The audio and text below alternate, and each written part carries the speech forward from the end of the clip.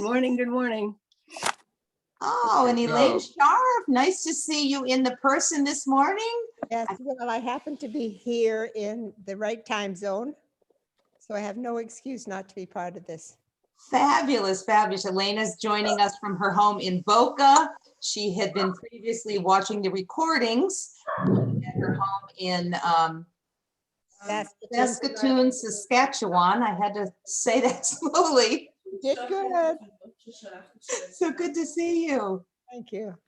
Welcome to everyone. We have people still connecting to audio. Hope everyone had a nice week of Passover.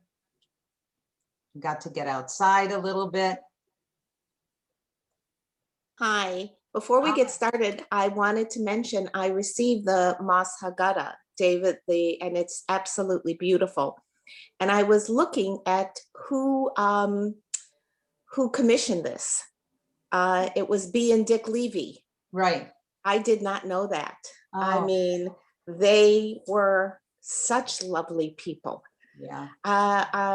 They were also known for their ketubah collection. Correct. Right. And I mean, I know all their 4 children, but I know their daughter-in-law, Joanne Levy, the most. Yeah. So it was interesting to see that in little print that was commissioned by them, of blessed memory. They were good people. They were very good people. Yeah, yeah, absolutely. Longtime members of Yes. B'nai Torah here in Boca. Yeah. Lovely people. Yeah. So good morning. I think we're still waiting. Susan's iPad is connecting to audio. And there's Diane Wall. So good morning and good afternoon, everyone. Welcome back. I know, hope you all had a somewhat quiet but enjoyable week of Passover. Elaine Sharp is joining us for the first time in person. I want to make mention of that. I don't want to put you on the spot. You know, some of the people here, Elaine, we had taken some turns over the course of the beginning of the class to introduce ourselves to each other. I'll give you till, next week if you'd like to do that. We just, said hello, what our connection to JTS was, and, got to know each other. But this morning, I was hoping I could take just a few minutes to introduce you to one of the students at JTS. So many of you are familiar with the rabbinical school, the cantorial school, maybe even know a little bit about the graduate school.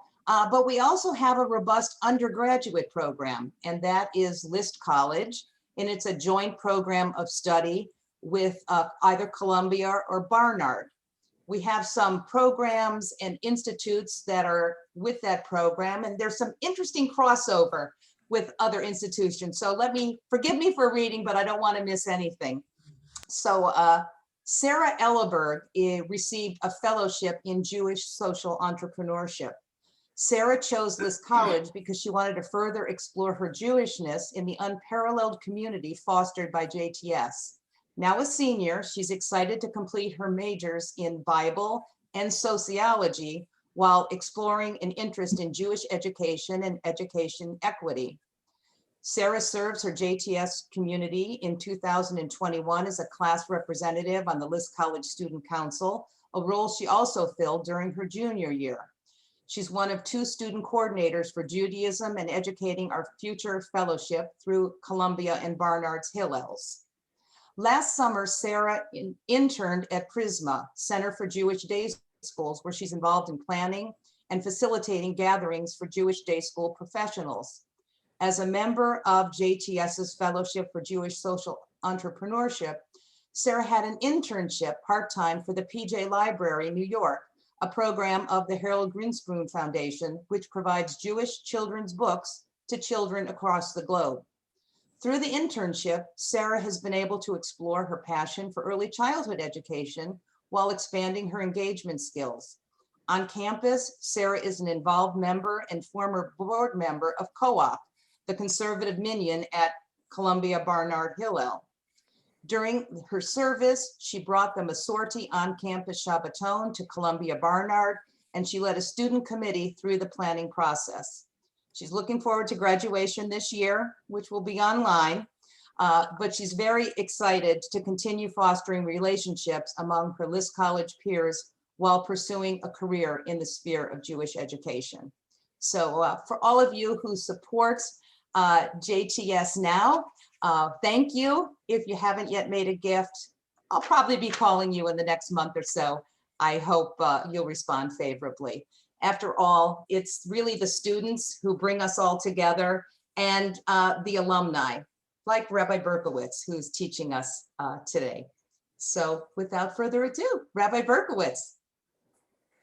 Carolyn, thank you so much for that beautiful, heartfelt opening. It is so great to be back with all of you, and it seems we've got a full house, or I should say a full house of learning this morning, this afternoon. It's great to be back with all of you. I want to begin by saying that we're going to dedicate our learning to a number of people who are suffering from serious illness. I want to read off their names, and if there are others that you're praying for, you're welcome to let this community know.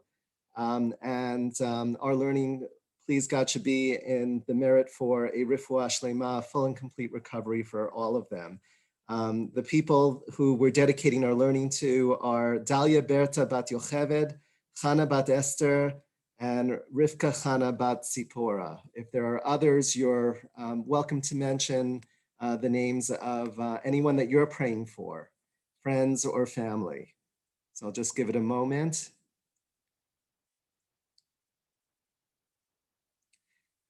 If you don't think of them immediately, you're welcome to put their name in the chat, and you should know that, that our learning is in their merit.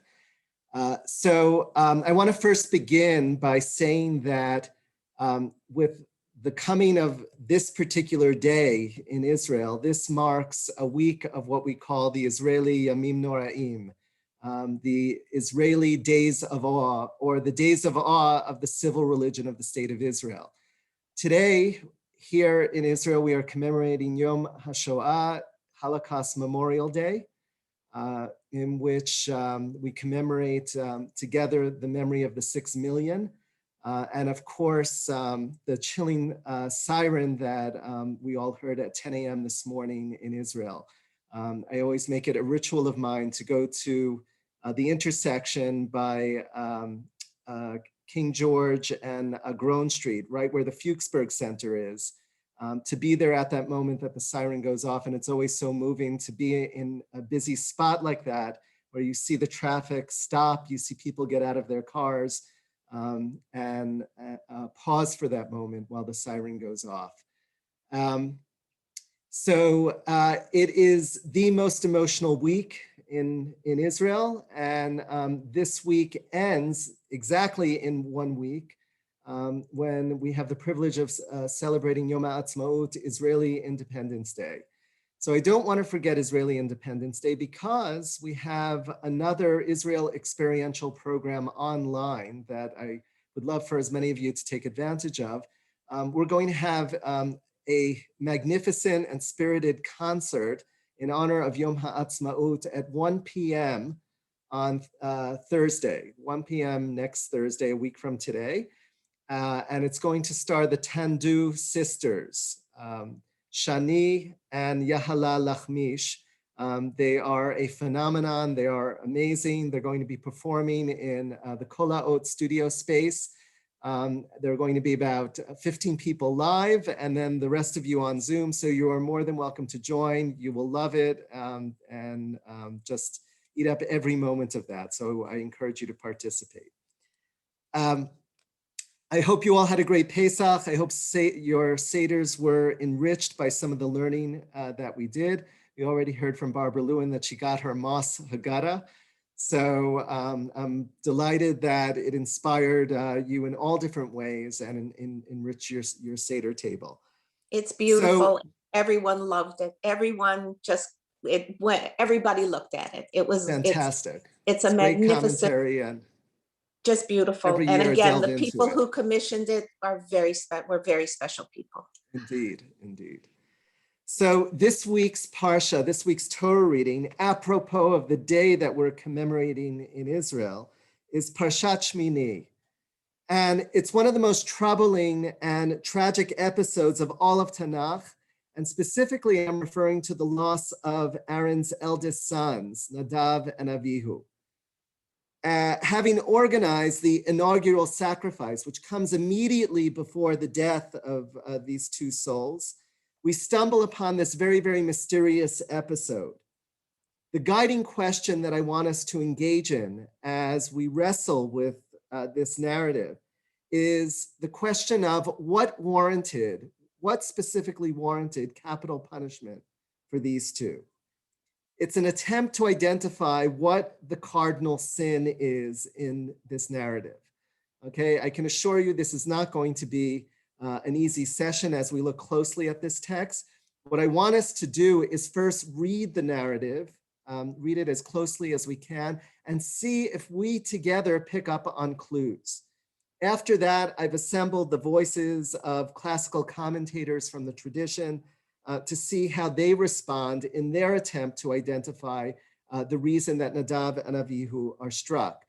But I would say, apart from the tragic loss of Aaron's two sons, I think the other most powerful moment that we have here in the story is Aaron's response. Vayidom Aharon, right? Just complete silence, right? Aaron is silent. And it's interesting, the way the JPS commentary reads that response of Aaron is as one of acceptance, as one of assent to God's, to God's action here. I want to push on this. I want to push back on JPS's reading because I think it could very, very easily be read as one of dissent, not assent, but one of dissent. And I want us to think about that as we take our time going through this text. So as always, let's begin with sharing screen and pulling up our text.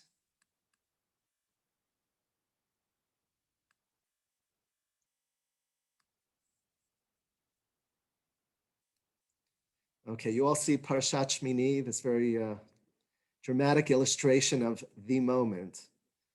Okay, so I'm going to read the text aloud. Okay, and as I read this text aloud, see if you could pick up on any clues as to what their cardinal misstep is. Okay, why it is that they deserve such punishment. We read, now Aaron's sons, Nadav and Avihu, each took his fire pan, put fire in it, and laid incense on it.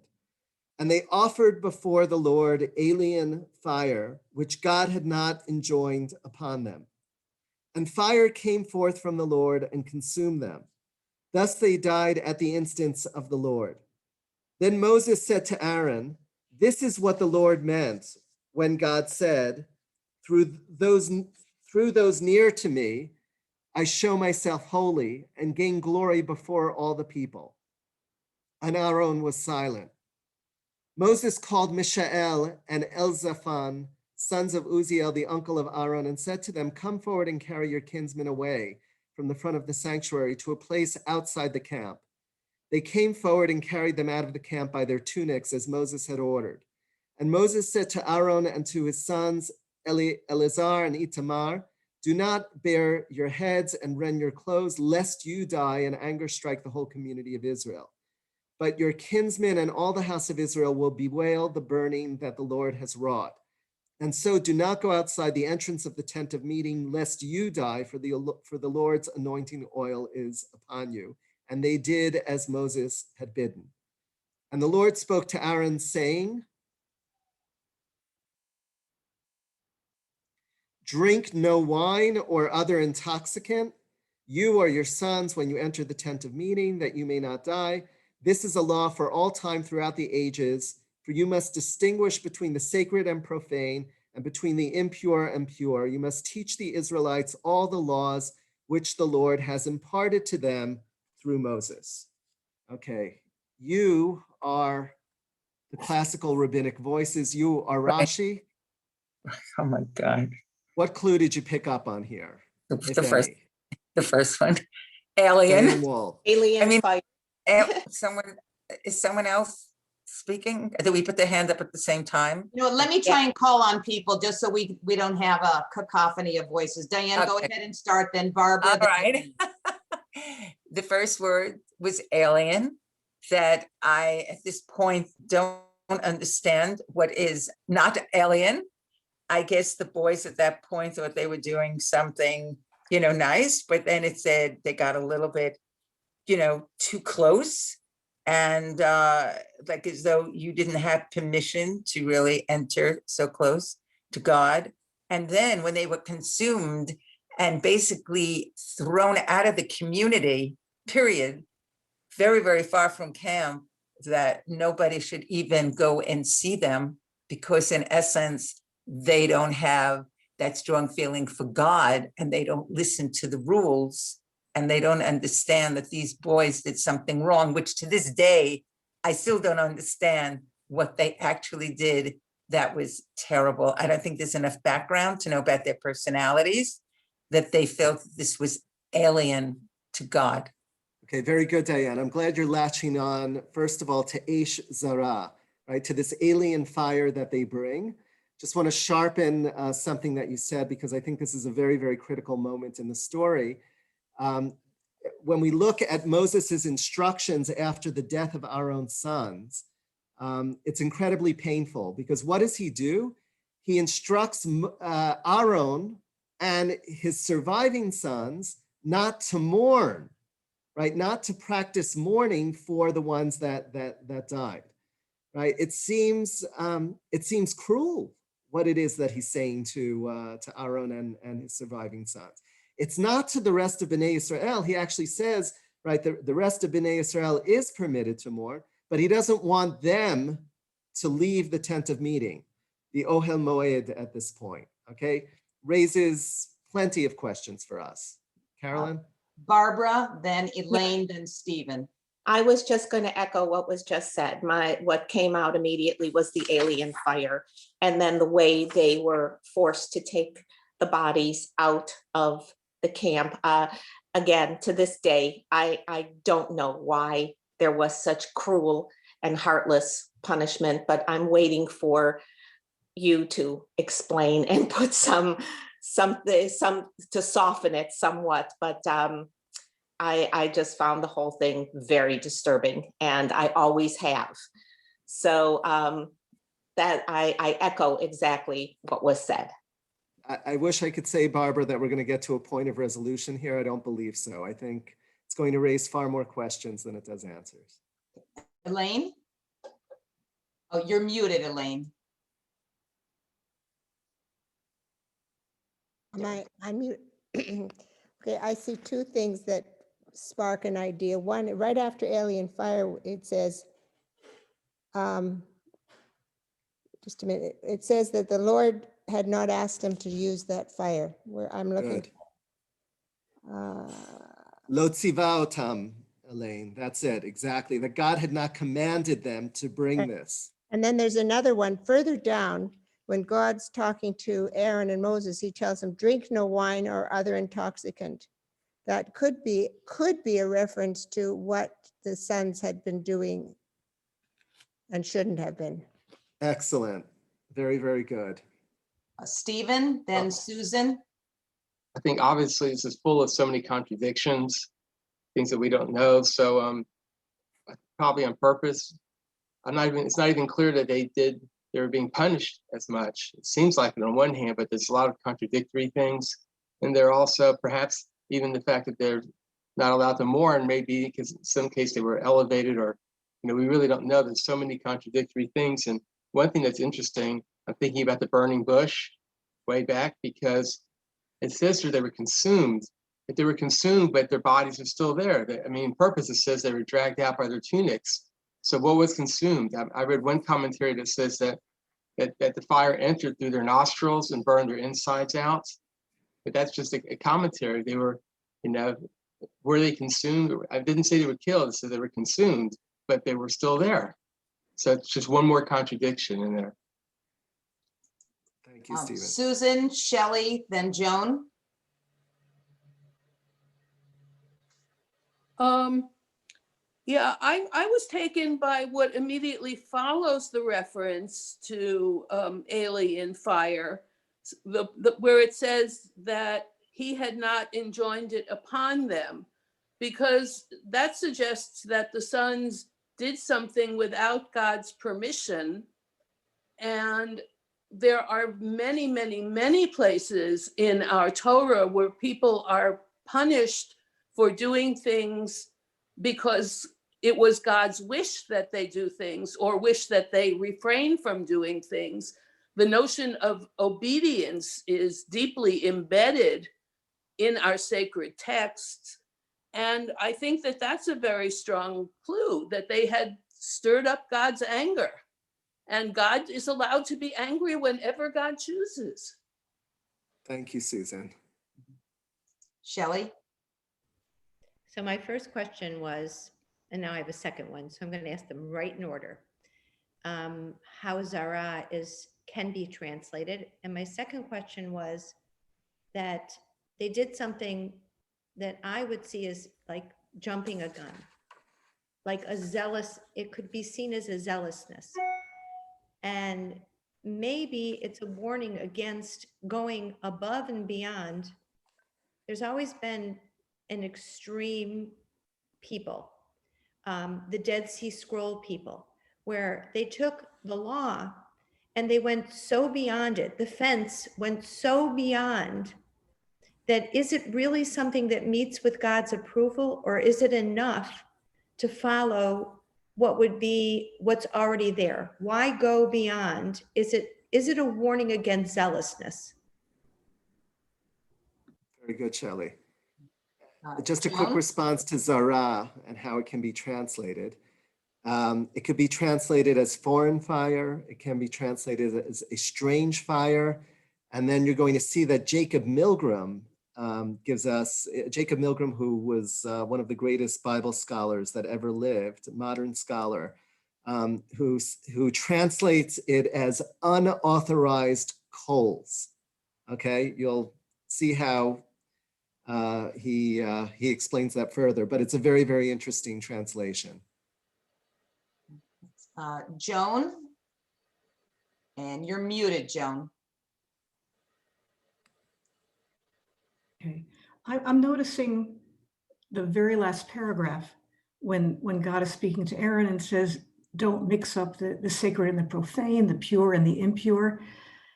To me, that by implication, perhaps he was, which also implies maybe he had the wrong frame of mind, that he didn't get it exactly right. There was some crossing of borders that wasn't kosher. I'm really reading a lot into this, but the fact that last statement, that injunction to keep the distinction, really maintain that distinction, don't mix them, don't be intoxicated, might give a clue as to why God was angry enough to have him killed. It's an excellent interpretation, Joan. And what's so interesting to me is that I don't see that in any of the commentaries that I've assembled. It adds another dimension, another rich dimension here. So I want to hold on to that as we go forward. This whole question of the mixing of boundaries, and that resonates with our tradition as a whole. Great observation. Stanley, Toby, and then Larry. Okay, it's too many. Stanley, you're muted. Okay, so I have been looking this over because I have to give a devar tonight on this parsha. So, and right in the first sentence, each of the two brothers, Nadav and Avihu, each took his own fire pan. They didn't talk to one another. They didn't seek anything from Moses or from their father Aaron. There was just a rush to do this, okay? And so there's a zealousness, as people have said already, and maybe there's a call or there's a need for moderation in this. Also, there's an interesting parallel here between the golden calf, the incident with the golden calf, and this incident, okay? Aaron, in one, Aaron is the first one, Aaron is the participant. In the second, Aaron is an observer. I wonder if that has anything to do with his silence. I'm going to stop you, Stanley, because you're channeling so many of our commentators, which is fabulous. And I'm glad that you're latching on to this lack of communication between the two of them at the beginning. So one more comment for now. I think it's Toby, and then we're going to go into our commentary and see what we can call it from there. I was struck by what Moses says to Aaron.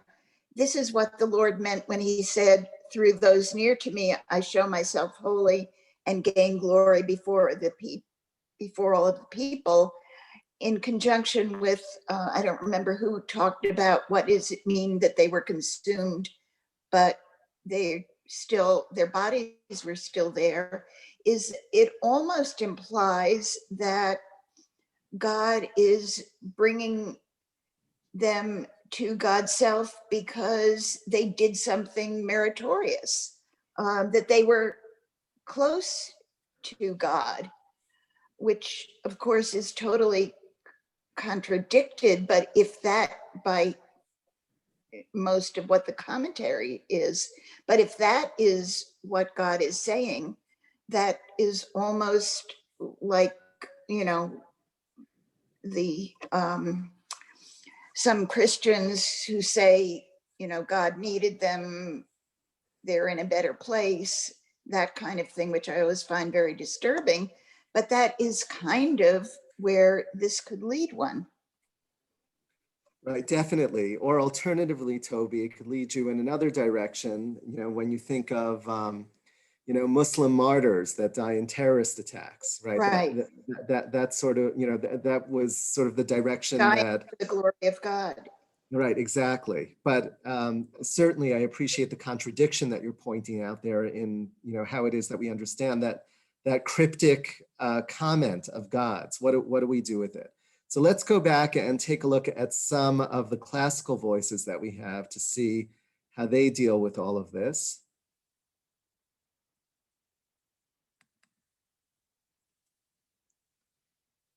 Okay, and we start here with Leviticus Rabbah. Let's give it a moment. So it registers. Okay, so Leviticus Rabbah, we read, to Moses, God said, come up to the Lord, you and Aaron, Nadav and Avihu. All right, a quote from Exodus 24, verse 1.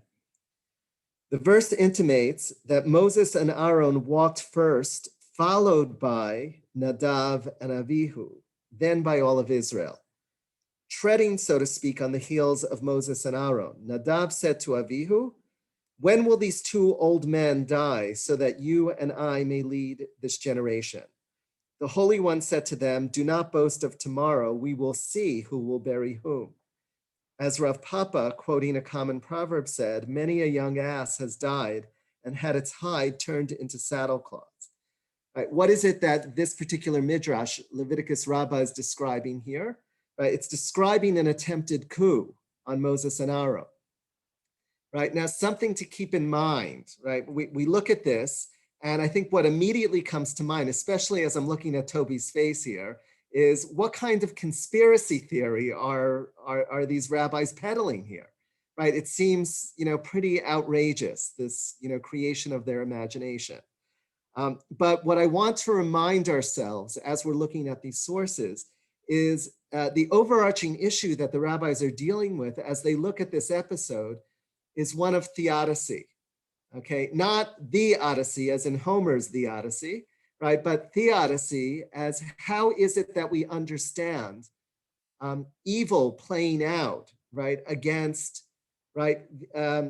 Pureful souls in this world, right? How is it that we're able to justify evil in this world? Can we justify evil in this world?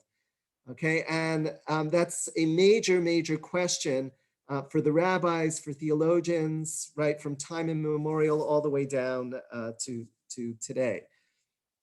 Right. We move on. Rashi's commentary, Rashi, the great medieval commentator, and look at what Rashi says here. Rabbi Eliezer said, the sons of Aaron died only because they gave decisions on religious matters in the presence of their teacher, Moses. Okay, very interesting. This is a very curious halacha, which is that a student should not teach before his Rebbe or her Rebbe. Right? It's a way of honoring the teacher. Okay, and what they're saying is that this was such an egregious sin that they committed that perhaps this is the reason that they died. Rabbi Ishmael said they died because they entered the sanctuary intoxicated by wine. You may know that this is so because after their death, God admonished those who survived that they should not enter when intoxicated by wine. Again, the commentaries that Rashi is bringing to the fore here are ones that are trying to understand this whole issue of theodicy. What was the cardinal misstep of Nadav and Avihu? Right? One is saying that they taught before their teacher, and the other is this intertextual reading that's going on here. Within it's looking at what comes immediately after this episode, right? And Rabbi Ishmael is saying that's our clue. If God is legislating against wine, alcohol, intoxication, it must be that what just happened is they entered the Holy of Holies intoxicated, right? But again, prior to the legislation we're given, there's no clue of this, right? The Torah doesn't say anything about Nadav and Avihu, right, going out partying and then, engaging in, in their priestly duties. Okay, Ramban, Nachmanides, gives us a very, very convoluted response here. You should know that it's convoluted not only in the English, but also in the Hebrew, so I will do my best to explain what it is that he's saying. The student learned in Kabbalah will understand, for I have already explained this. The nature of the sin of Nadav and Avihu you may know from that which it says, and they offered before the Lord alien fire. And it does not say that they offered before the eternal incense, which God had not commanded them. Thus they put incense upon the fire, and thus it was not a fire offering of sweet savor. This is the sense of the expression, and they laid upon her incense, as it is said with reference to the company of Korach, and put incense upon them. But here it says upon her, to allude to the fact that they put incense only on the fire, and so it says that the fire came forth from the Lord and consumed them. It is possible that the verse which God said, you will offer no strange incense thereon, alludes to this, meaning that he should not cause the fire to be strange. What is Ramban saying here? What is Nachmanides saying here? Nachmanides is latching on to the word aleha, vayasimu aleha ketoret, that they placed upon it incense, meaning they placed it upon the fire and not upon their fire pans. Okay, so what Nachmanides is saying is it was a procedural sin that they engaged in, right? They didn't follow the guidelines. And what did they do? They put the incense on the fire rather than on their machatot, rather than on the incense pans. That's where the incense should have gone. When he talks about Kabbalah, what he's getting at here is he's comparing Eish, fire, to Midat Hadin, that is God's quality of judgment, versus Rachamim, God's quality of mercy. And essentially, this is trying to find a balance between the two. What he's saying is that Nadav and Avihu were so zealous, what they did is they added to the fire. They added to God's quality of judgment, right? God's quality of punishment, as it were. And that's why this fire came forth and consumed them.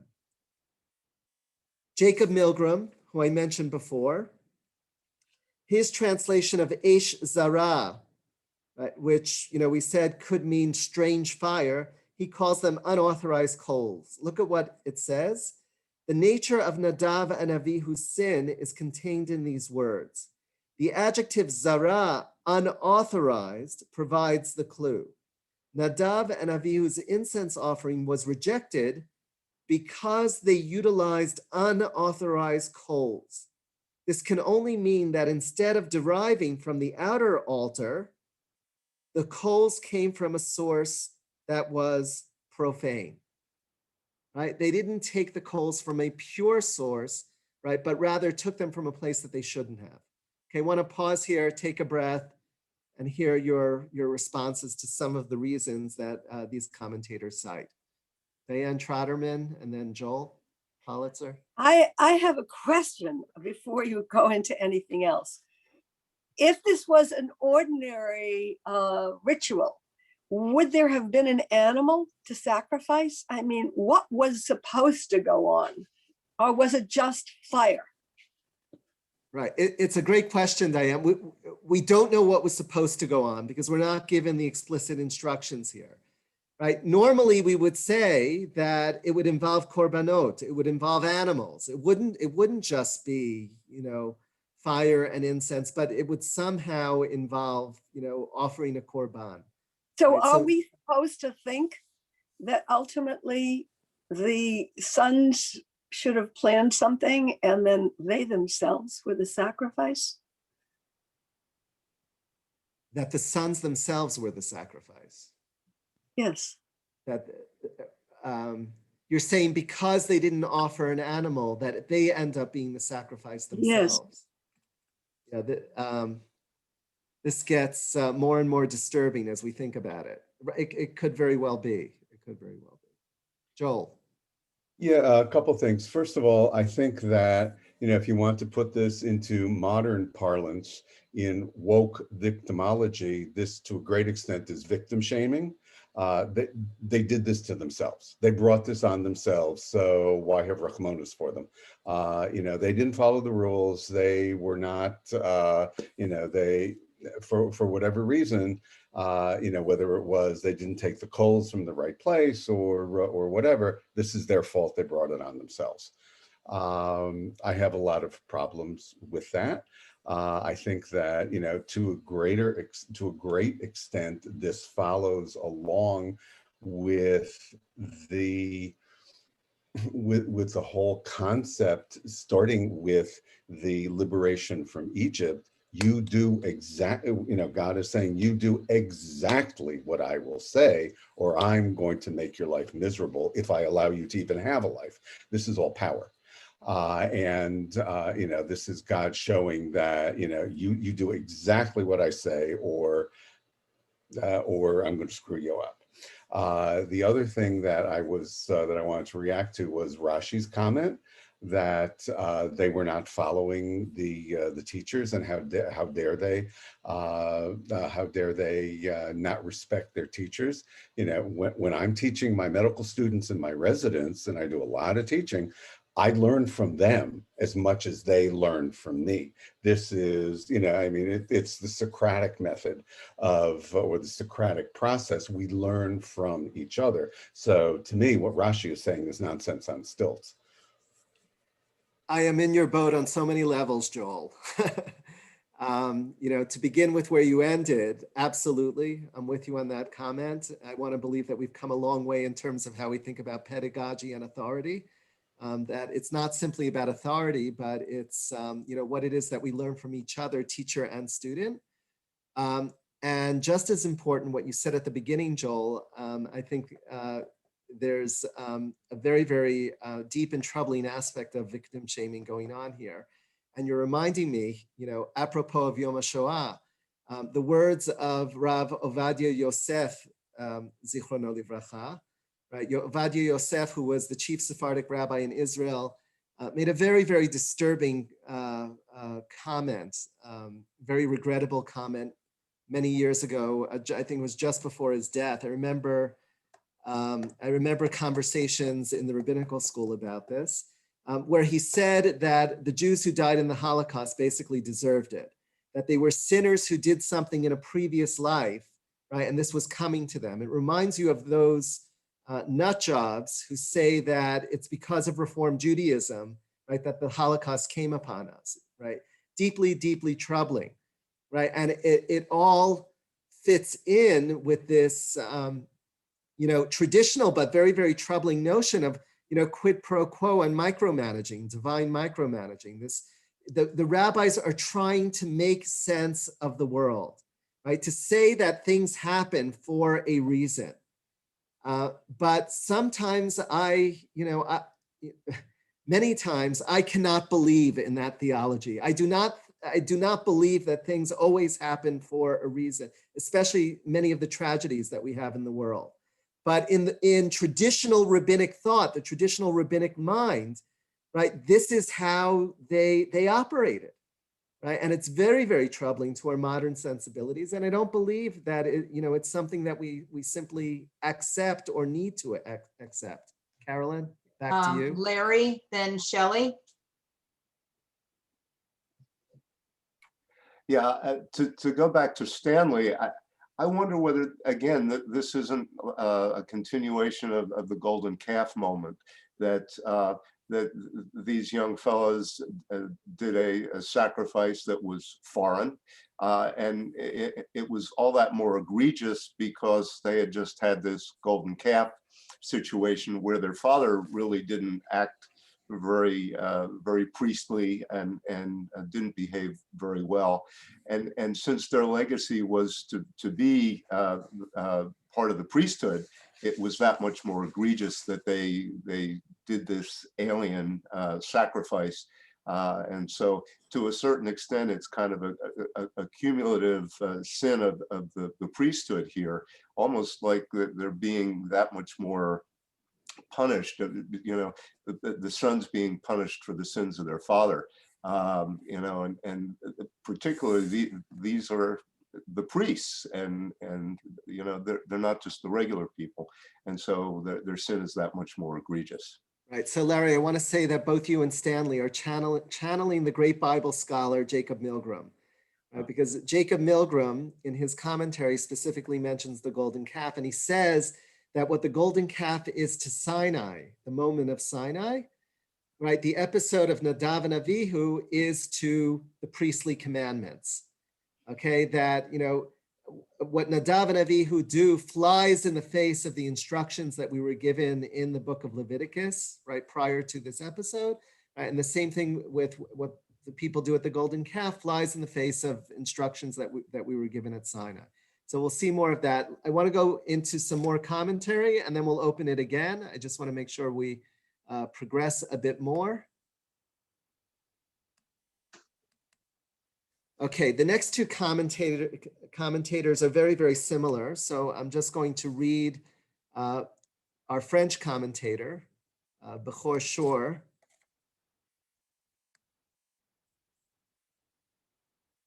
Okay, look at what the Bechor Shor says. And I'm not going to do Rashbam since he basically echoes what the Bechor Shor says. Nadav and Avihu each took.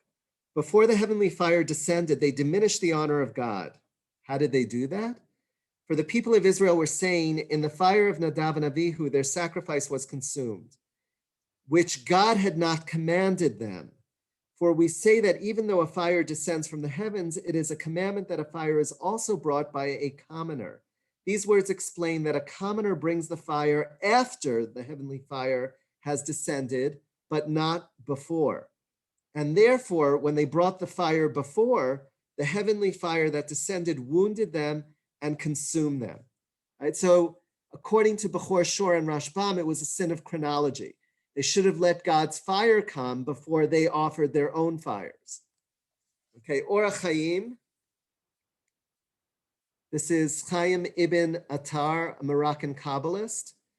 And he writes, Torah tells us that they had not actually entered the innermost chamber, but that they pressed forward and died.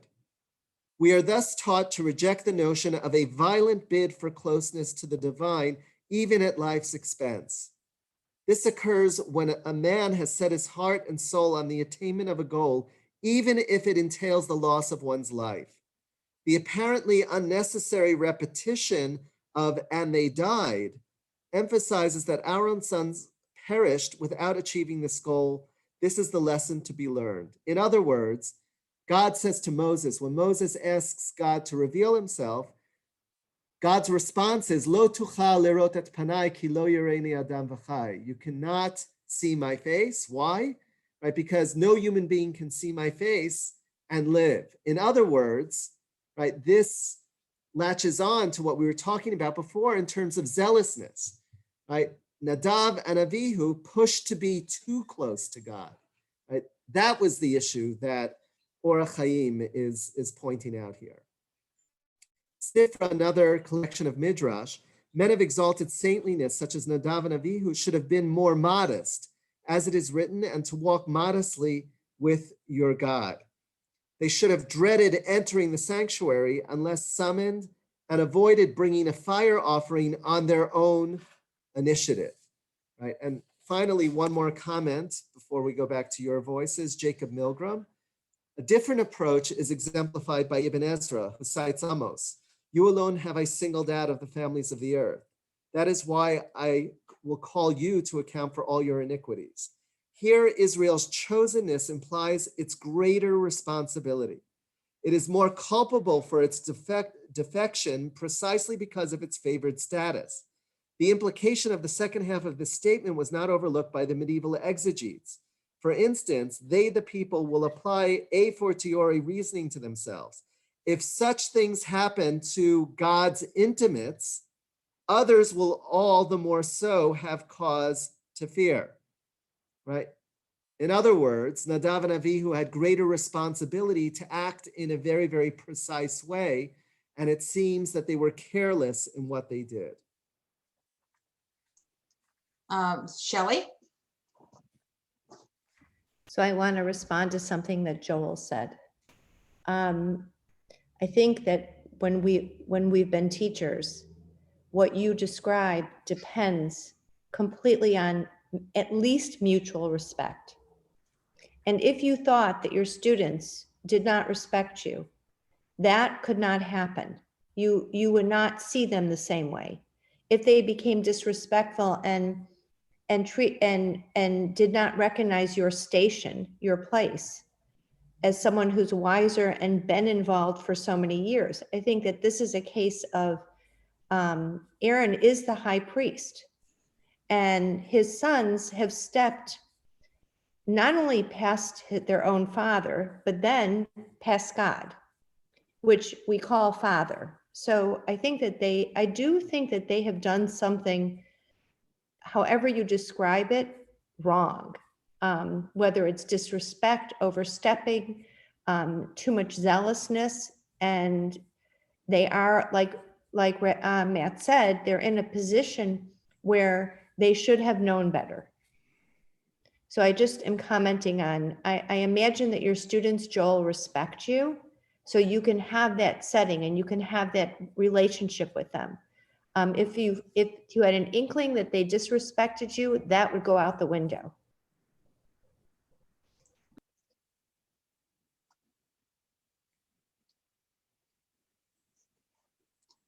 Stephen Carolyn? and then Naomi?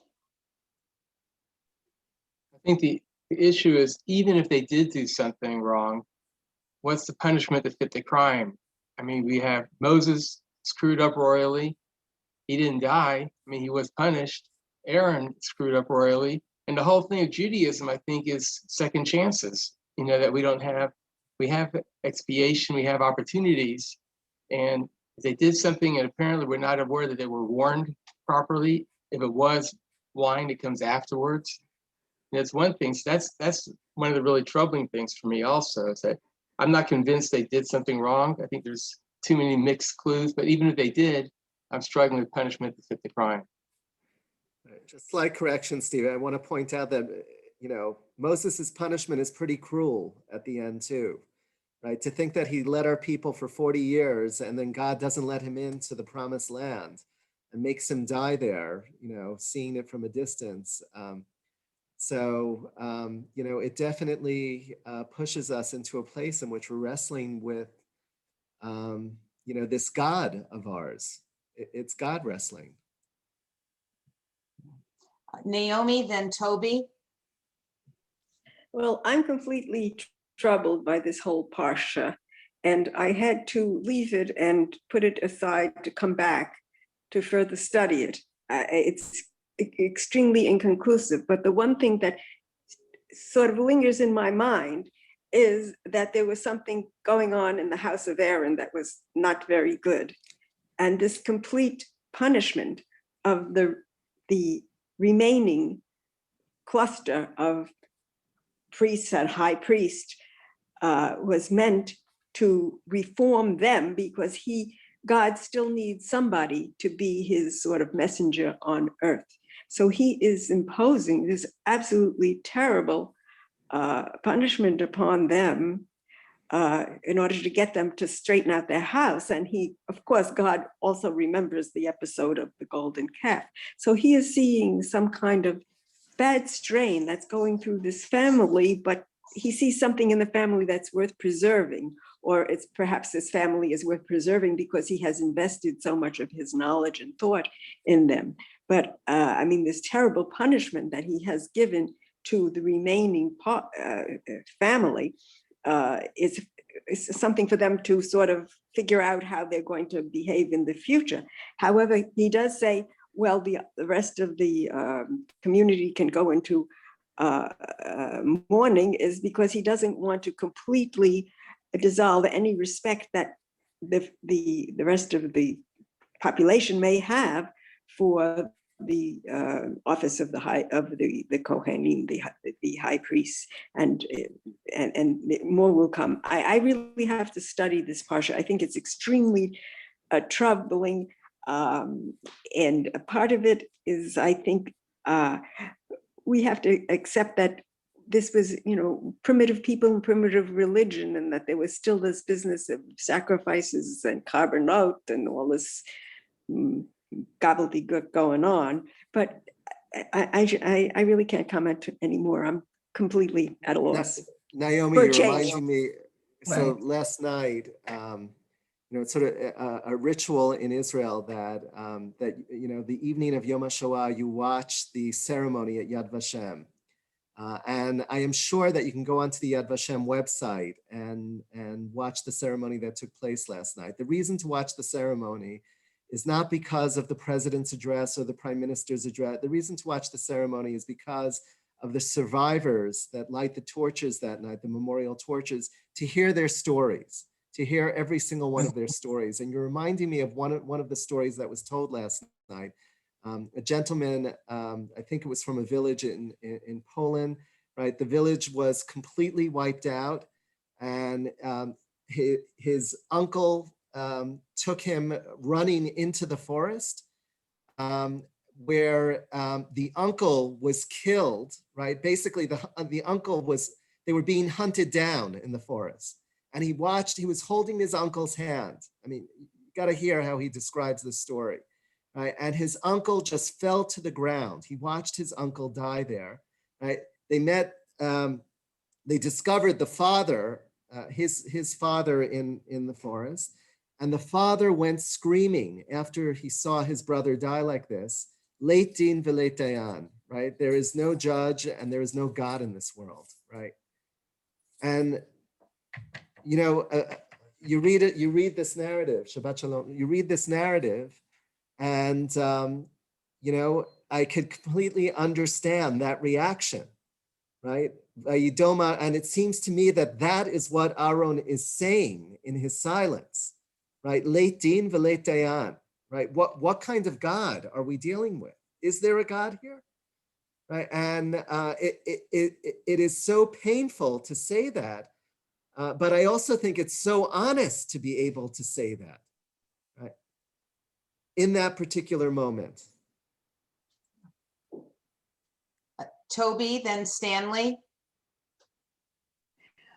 I was just going to say that these last couple of commentaries, I think, they are absolutely right that seeing this happen to two of Aaron's sons is going to make a huge impression on the rest of the people, but it leaves unanswered the question of what was it that they did that the people are being warned away from?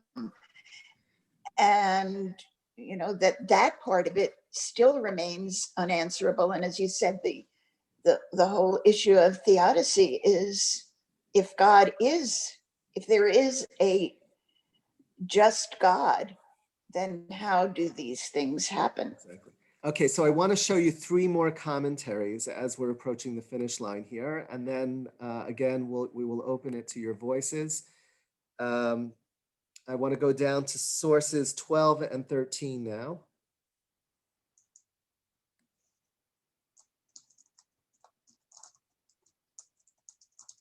Okay, Jacob Milgram in this source writes the following: the Nadav and Avihu account may also prove a polemic against paganism, the offering of incense in private idolatrous cults. Very, very interesting, right? Just as Akedat Yitzchak, the binding of Isaac, may function as a polemic against offering your child as sacrifice or human sacrifices, this may be doing the same thing. That might be the reason that we have this particular text here. A number of biblical sources testify that toward the end of the First Temple period, Assyrian astral worship penetrated into Judah in the form of incense offerings on the rooftops of private homes. The incense altars were of the small portable type. The Hittites also offered incense on their roofs to the gods of the heaven. According to Weinfeld, this cult is Aramaean Phoenician in origin, and the Assyrian conquest of the 8th century helped bring it into the land of Israel. Okay, interesting theory that Jacob Milgram is giving us. And here's his golden calf piece. The death of Nadav and Avihu, legitimate priests offering legitimate incense in the legitimate sanctuary, but using illegitimate coals not far from the altar, was held up as a perpetual reminder and threat to anyone else who would use illegitimate coals. We go down a few lines. They saw only too well that offering incense was an easily accomplished ritual requiring no sanctuary, no elaborate apparatus, and above all, no priests. Against the backdrop of the wilderness narratives, the story of Nadav and Avihu is the priestly counterpart to the episode of the golden calf. Just as the latter followed upon the theophany of God at Sinai, so the former took place as the aftermath of the divine theophany at the tabernacle. Clearly, Nadav and Avihu's heresy was deliberately equated in the mind of the priestly writer with the heresy of Israel at Sinai. Okay, very, very interesting theory. And the final piece that I want to share with you is this Leviticus Rabbah quote, which seems to sum it all up. Because of 4 things did the 2 sons of Aaron die: for drawing near, for sacrificing, for the strange fire, and for not consulting one another. You hear that, Stanley? For not consulting one another. For drawing near, having entered into the innermost sanctuary. For sacrificing, having offered a sacrifice which they had not been commanded. For the strange fire, they brought the flame from a profane source. Right? Again, the blurring of boundaries. And that they did not consult one another. As it is said, each took his fire pan, each one acted on his own initiative. Okay, Carolyn, the ball's back in your court. You can pick on a couple more. Okay, Stanley had his hand up from last time. We just need you to unmute, Stanley. There you go. Okay, to add to this, Parsha, and this weekend, the Haftorah for Shemini takes place during the reign of David. The ark is being brought to Jerusalem for a celebration. And during the movement of the ark, it's been in the same place for 20 years. One of the oxen stumbles, and a young man who's walking alongside, his name is Uzzah, he reaches out to steady the ark and is struck dead. I mean, so these things are just like, in modern times, they just don't make any sense. So, Oh God. Yeah, you just said it, Stanley. Oh God. So, you told us about this rabbi who is, oh God, now his name went out of my mind, who said we have to use reason, okay? Our reason, our own sense of values. And I think we do. Yesterday, in yesterday's Times, there was a piece, an op-ed piece, but I have it in front of me, by a Muslim scholar, okay, who talks about a scholar in the Middle Ages in Spain. He was Muslim when Spain was taken over by the Muslims. And he was very upset by Sharia law and by the whole idea of what is the warfare? I forget, a jihad, okay? And so he says, when we look at these things, we have to consider the context of the times. And so I think that applies to religions in general. There are laws, it's all written down, but you have to think about, when was it written? What kind of civilizations did it come out of?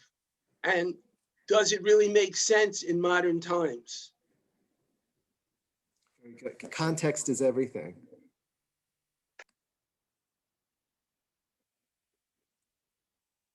One last voice contribution. I don't know. Hi. Is Carolyn going to call me? Should I just say nothing? Go or ahead, what? Diane. Go for it, Okay. Diane. Go for I it. need Carolyn to say, okay, Diane. You have my No, permission I this was time. just thinking of this when, I didn't make any comments because a lot of the things I so agree with what everybody said. And they were really fantastic, the way they spoke from their heart. When you talk about Aaron, not being punished for allowing the people to make the golden calf, because for him, he understood their frustration. And is it possible that these two boys, in order not to show favoritism to even somebody as highly ranked as Aaron, who wasn't punished before, that these sons were sacrificed to let people know that no matter how high you are in the pecking order, you don't get, a pass? If I personally feel, if you are trying to do something that's going beyond me, that's making me less powerful. So I was, maybe just curious about this, because thank God the times have changed, because I don't think Right. anybody could live in this kind of world with just doing one, something, insurrection, that all of a sudden, without even a court, bingo, you're gone. So Right. Look, Diane, it's a very, very compelling point and argument that you're making here. And what so attracts me to that last source that we covered is, as we think about the modern relevance of the story and try to make sense of it, when I read about drawing near, right, that they came too close to God, right, I read zealotry out of that, right? We see it as the rise of religious fundamentalism, right, which we see all over the world. To me, that's the Eish Zara, that's the foreign fire that we're dealing with today, right? When I read of sacrificing, right, that's the second piece that's given in this Leviticus Rabbah, right? I think of ego and one-upmanship, right, and how destructive that can be. Strange fire, right, coming from, a profane source, right? The need to pay attention to the sources that we're drawing from, right? And finally, this notion that they didn't consult with each other, right? Stanley was the first one to bring that up in this session. I think that's so important, this notion of radical independence. And radical independence can be very, very destructive, right? We need to see each other as partners, as chavrutot, right? That we can engage in dialogue with, and we can move forward together. So on that note, I just want to give Phil a chance to comment. He didn't get a chance yet. Great. I loved all the commentary. Everybody spoke so beautifully, and I couldn't agree more. But I I read all of the 16 or whatever rabbinic sources late last night, and I guess if at the end of the day, what I want to just go completely 180 degrees and challenge everybody, which is, why is it in there? That's what I'm struck with in both cases, the Aaron story and this story. If everything that was said here in this last hour is so obvious to us, I believe that in the Torah, the reasons that they're there are for us to study and find things for them, even though it feels so foreign to us, so alien to us, like this fire. It's got to be there, at least for me. Somehow I have to come and resolve that tension. So I leave you with, why is it there? That's my comment.